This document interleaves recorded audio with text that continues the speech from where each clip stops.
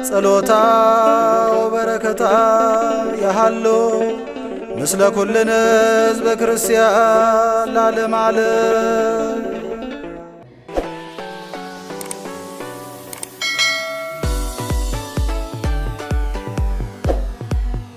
በስመ አብ ወወልድ ወመንፈስ ቅዱስ አሐዱ አምላክ አሜን።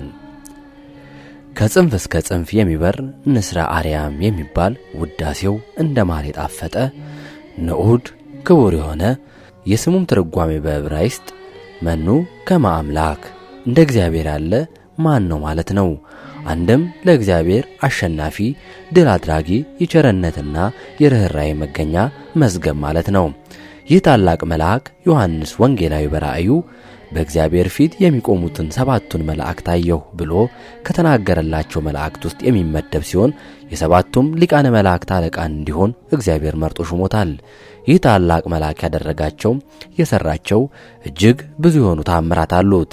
ስለዚህ ስለ ታላቁ መልአክ ቅዱስ ክብር፣ ጠባቂነትና አማላጅነት ከአባቶቻቸው የተማሩትን በኑሯቸው ያዩትን አባቶቻችን ጽፈዋል። ስለ ኃያሉ መልአክ ዮሐንስ አፈወርቅ፣ አውስጣቴዎስ ዘአንጾኪያ፣ ቅዱስ መቃርዮስ፣ ቅዱስ ያሬድ፣ አባ ጊዮርጊስ ዘጋስጫ፣ የእስክንድርያው ሊቀ ጳጳስ አባ ዲማቴዎስ ከጻፉት አባቶች መካከል የተወሰኑት ናቸው። እኛም የአባቶቻችን አንደበታችን አድርገን ሰኔ 12 ክቡርና ገናና የሆነው ቅዱስ ሚካኤል ካደረጋቸውና ከሰራቸው ብዙ ተአምራት ውስጥ የተወሰኑትን በመልአኩ ተራዳይነት እንዲህ ብለን እንመሰክራለን። ሰላም ጤና ይስጥልን። በመላው ዓለም የምትገኙ ውድ የቻናላችን ቤተሰቦች እንደምን ቆያችሁን? እንኳን ለኃያሉ መልአክ ለቅዱስ ሚካኤል ዓመታዊ በዓል በሰላም አደረሳችሁ። ሰኔ 12 በዚህች ዕለት የከበረ የመላእክት አለቃ የመልአኩ የቅዱስ ሚካኤል የመታሰቢያውን በዓል ያከብራሉ። የሚያከብሩበትም ምክንያት እንዲህ ነው። እስክንድርያ በምትባል ከተማ አክላባውጥራ የተባለች ንግሥት የንጉሥ በጥሊሞስ ልጅ ዙሃል በሚባል ኮከብ ስም ያሰራችው ታላቅ ምኩራብ ነበርና በየዓመቱ ሰኔ በገባ በ12 ቀን በዚያ ምኩራብ ሕዝቡ ተሰብስቦ ታላቅ በዓል ያደርጉ ነበር። በዚያም ምኩራብ ውስጥ ዙሃል የሚሉት ታላቅ የነሐስ ጣዖት ነበርና በዓሉ በሚከበርበት ዕለት ብዙ ፍሪዳዎችን ያርዱለት ነበር። አባ እለእስክንድሮስ እስከ ተሾመበት ዘመን ድረስ ለዚያ ጣዖት እንዲህ ሲያደርጉ ኖሩ። ይኸውም 300 ዓመተ ምህረት ተፈጽሞ በአራተኛው ምዕተ ዓመት ውስጥ ነበር። አባ እለእስክንድሮስ በእስክንድርያ ከተማ ሊቀ ጵጵስና በተሾመ ጊዜ ጻድቅ ቆስጠንጢኖስም በነገሰ ጊዜ የክርስትና ሃይማኖት ስለ ተስፋፋች ያን ጣዖት ሊሰብረው ወዶ ሳለ ጎስቋሎች ሰዎች ከለከሉት። እንዲህም አሉት፣ እኛ በዚህ ቦታ ይህን በዓል ማክበር ለምደናል። እነሆ ከአንተ በፊት 18 ሊቃነ ጳጳሳት አልፈዋል። ይህን ልማዳችንም አልለወጡብንም። አባ እለእስክንድሮስ ግን ገሰጻቸው፣ አስተማራቸው።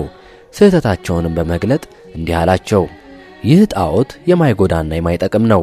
እርሱንም የሚያመልክ ሰይጣናትን ያመልካቸዋል። ምክሬንስ ብትሰሙ ቀድሞ እንደነበረ አድርጌ ይህን በዓል እሰራላችኋለሁ። ይኸውም ጣዖቱን እንድሰብረው ምኩራቡንም እንድባርከውና በከበረ መልአክ በመላእክት አለቃ በሚካኤል ስም ቤተ ክርስቲያን አድርገን እንድንሰይመው ነው። እኛም ይህን ታላቅ በዓል እንሰራለን። የሚታረዱትም ላሞችና በጎች ለድሆችና ለጦማዳሪዎች ለችግረኞችም በከበረው መልአክ ስም ምግብ ይሁኑ። እርሱ በእግዚአብሔር ዘንድ ባለሟልነትን ያለው ስለሆነ ስለ እኛ ይማልዳልና። ይህንንም ብሎ በዚህ በጎ ምክር አስወደዳቸው። እነርሱም ታዘዙለት። ከዚህም በኋላ ያንን ምኩራብ አድሰው በዚህ የከበረ መልአክ የመላእክት አለቃ ሚካኤል ስም ቤተ ክርስቲያን አደረጉት። በዚህችም ዕለት አከበሯት። እርሷም የታወቀች ናት። እስላሞችም እስከ ነገሱበት ዘመን ኑራ ከዚያ በኋላ አፈረሷት። ይህም በዓል ተሠራ፣ እስከ ዛሬም ጸንቶ ይኖራል። ዳግመኛም በዚህች ዕለት እግዚአብሔር የመላእክት አለቃ ቅዱስ ሚካኤልን በነገዱ ውስጥ በመላእክት ሁሉ ላይ በብዙ ክብር ሾመው። ይህም የከበረ መልአክ ክብር ይግባውና በጌታችን ፊት ስለ ሰው ልጆችና ስለ ፍጥረትም ሁሉ ይለምናል ይማልዳልም። የዚህ የከበረ የመላእክት አለቃ ሚካኤል ተአምራቱ ብዙዎች ናቸው። ከእነርሱም አንዱ ይህ ነው። እግዚአብሔርን የሚፈራ አንድ ሰው ነበር። እርሱም የከበረ የሚካኤልን የበዓሉን መታሰቢያ በየወሩ በ12ኛው ቀን ይልቁንም በሰኔና በህዳር ወር አብልጦ ያከብር ነበር። በጎረቤቱም ርኅራኄ የሌለው አንድ ባለጠጋ ሰው ነበረ። ይህን እግዚአብሔርን የሚፈራውን ሰው የከበረ መልአክ የሚካኤልን በዓል በሚያደርግበት ጊዜ ይጠላውና ያቃልለው ነበር። ለድሆች ስለ መራራቱም ይዘባበትበት ነበር። የሕይወቱ ዘመንም ተፈጽሞ የሚሞትበትና ከዚህ ከኃላፊው ዓለም ድካም የሚያርፍበት ጊዜ ሲቀርብ የክቡር መልአክ ሚካኤልን የበዓሉን መታሰቢያ ታደርግ ዘንድ ምጽዋት ሰጭም ትሆን ዘንድ ሚስቱን አዘዛት። ከዚህም በኋላ አረፈና ገንዘው ቀበሩት። ሚስቱም ጸንሳ ነበረች። የመውለጃዋም ጊዜ ደርሶ ምጥ ያዛት። በታላቅ ጭንቀት ውስጥ ሳለችም እንዲህ ብላ ጸለየች። የእግዚአብሔር መልአኩ ሆይ ራራልኝ፣ በእርሱ ዘንድ ባለሟልነትን አለህና በእግዚአብሔር ዘንድ ስለ እኔ ለምንልኝ። ይህንንም ባለች ጊዜ በቤቷ ውስጥ ብርሃን በራ፣ ከችግርም ዳነች።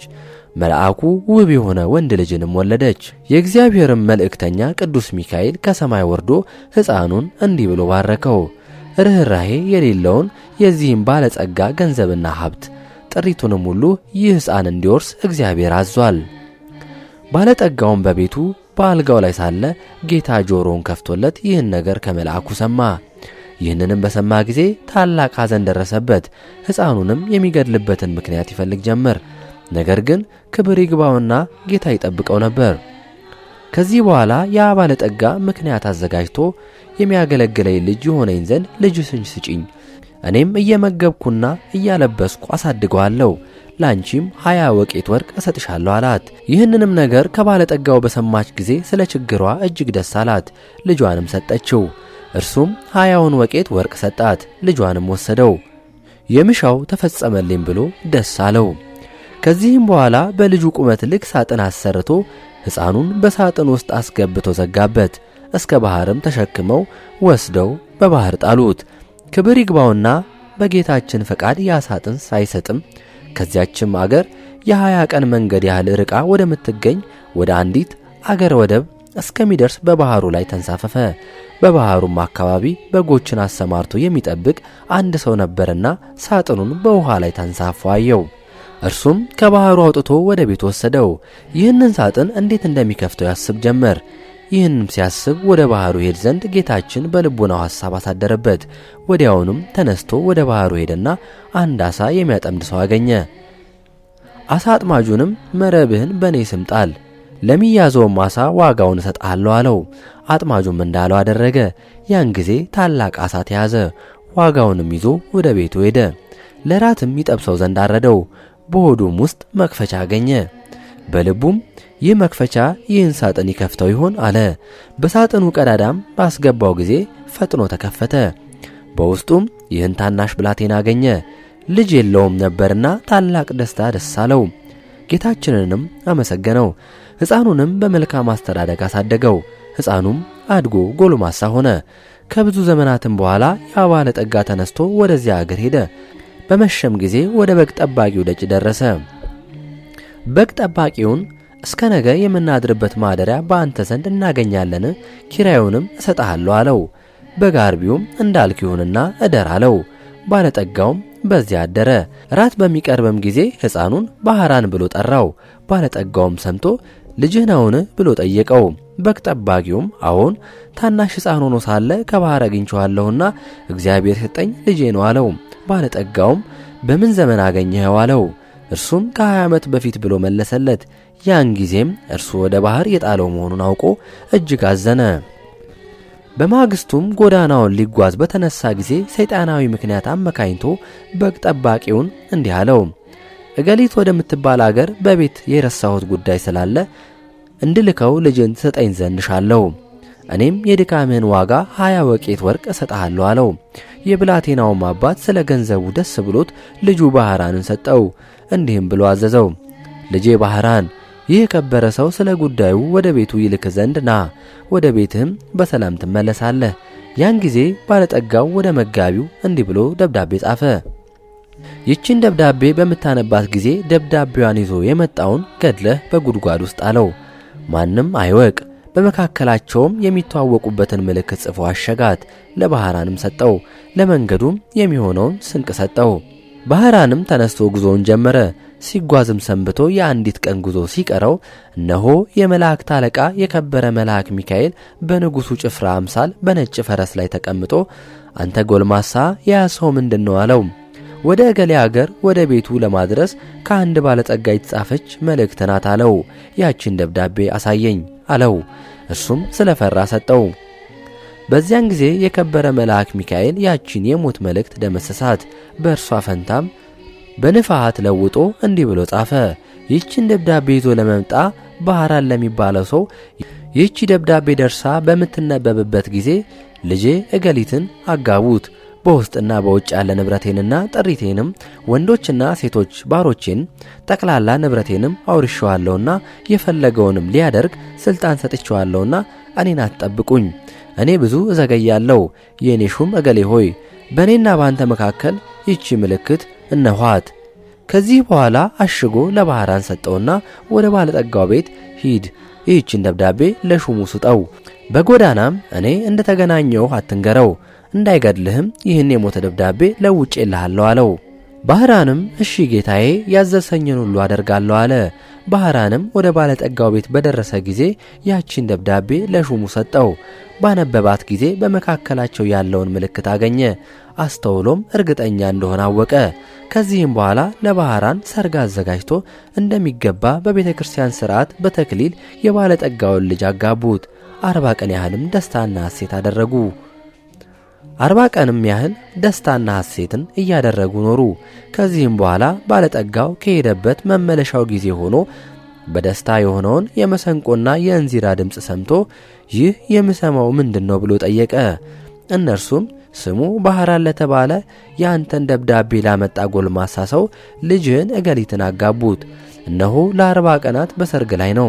ገንዘብህንና ጥሪትህን ሁሉ ወንዶችና ሴቶች ባሮችህን አንተ እንዳዘዝክ ሰጥተውታል አሉት። ይህንንም በሰማ ጊዜ ደንግጦ ከፈረሱ ላይ ወደቀ፣ በድንገትም ሞተ። ባህራንም በጎ ሥራዎችን የሚሠራ ሆነ። የተገለጠለትና ከመገደል ያዳነው የመላእክት አለቃ የከበረ መልአክ ሚካኤል እንደሆነ ሊገድለው የሚሻውን የባለጠጋውን ጥሪቱን ሁሉ ያወረሰውም እርሱ እንደሆነ ተረዳ። የዚህንም የከበረ መልአክ የመላእክት አለቃ ሚካኤልን መታሰቢያ በየወሩ ያደርግ ጀመር። ቤተ ክርስቲያንም ሠራለት። የቅዱስ ሚካኤልን ስዕሉን አስሎ በቤተ ክርስቲያን ውስጥ አደረገው። ከእርሱም ብዙዎቹ ድንቆች ተአምራቶች ተገለጡ። ባህራንም ቅስና ተሾሞ እስከ ዕለተ ሞቱ በዚያች ቤተ ክርስቲያን ውስጥ የሚያገለግል ሆኖ ኖረ። በዚህ በከበረ የመላእክት አለቃ ሚካኤል አማላጅነት ከእናቱና ከአባቱ ከልጆቹም ጋር የዘላለም ሕይወትን ወረሰ። መድኃኒታችን በተነሳባት ቀን ይህ ክቡር መልአክ ሚካኤል ከውስጠኛው መጋረጃ ውስጥ ገብቶ በክብር ባለቤት ፊት እንዲህ እያለ ይለምናል። እውነት ስለሆነ ቃል ኪዳንህ በምድር መታሰቢያዬን የሚያደርጉትን ትምርልኝ ዘንድ ፈጣሪ ሆይ እኔ አገልጋይህና መልእክተኛ ከቸርነትህ እለምናለሁ። አንተ መሐሪና ይቅር ባይ ነህና። የክብር ባለቤት ጌታችንም እንዲህ ብሎ ይመልስለታል። የመንፈሳውያን ሰማያውያን መላእክት አለቃቸው ሚካኤል ሆይ መታሰቢያን የሚያደርገውን ሁሉ መሸከም እንደምትችል ከሲኦል 3 ጊዜ በክንፎችህ ተሸክመ እንድታወጣ እነሆ እኔ ያዝዣለሁ። ይህንንም ቃል በሰማ ጊዜ እጅግ ደስ ብሎት የበዓሉን መታሰቢያ ከሚያደርጉት በክንፎቹ ተሸክሞ የእሳቱን ባህር አሳለፋቸው።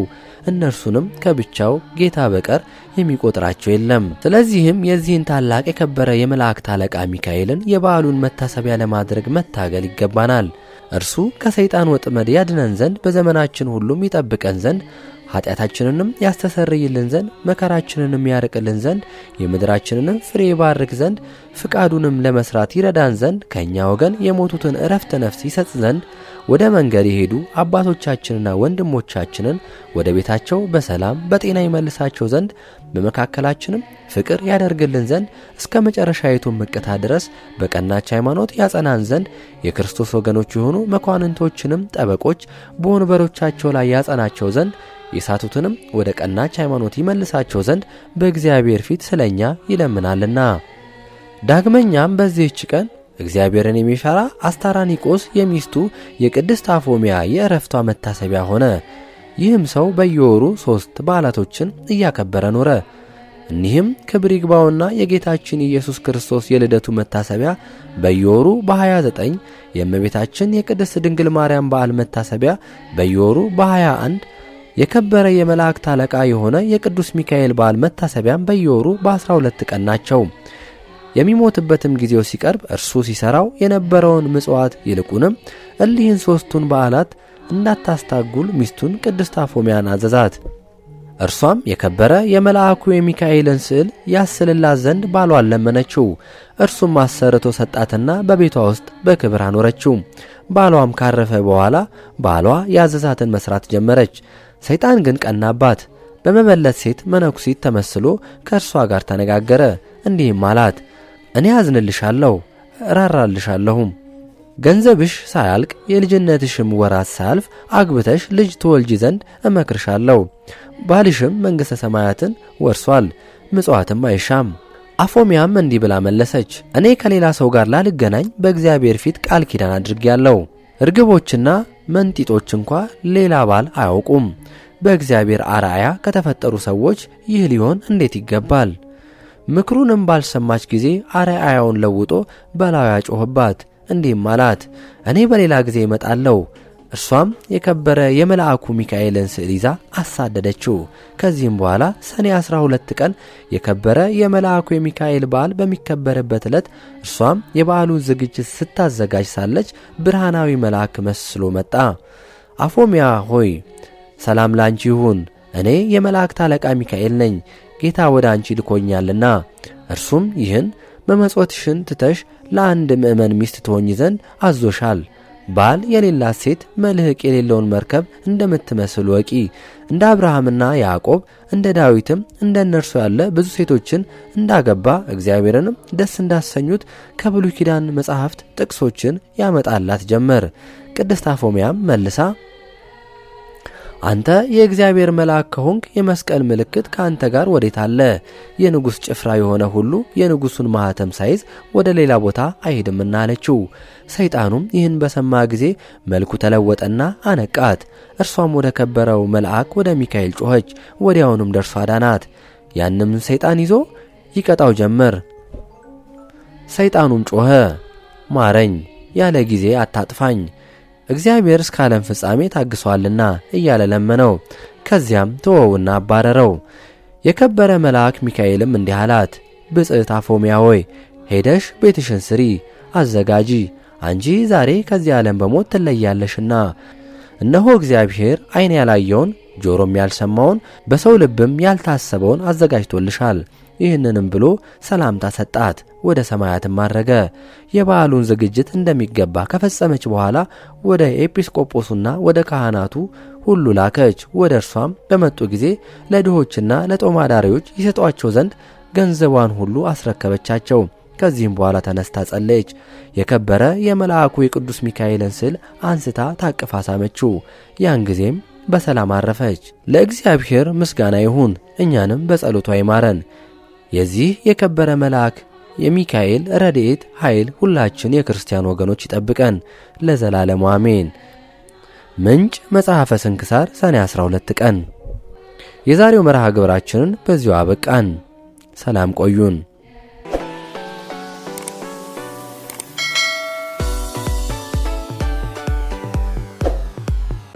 ጸሎታ ወበረከታ ያሃሎ ምስለ ኩልነ ሕዝበ ክርስቲያን ለዓለመ ዓለም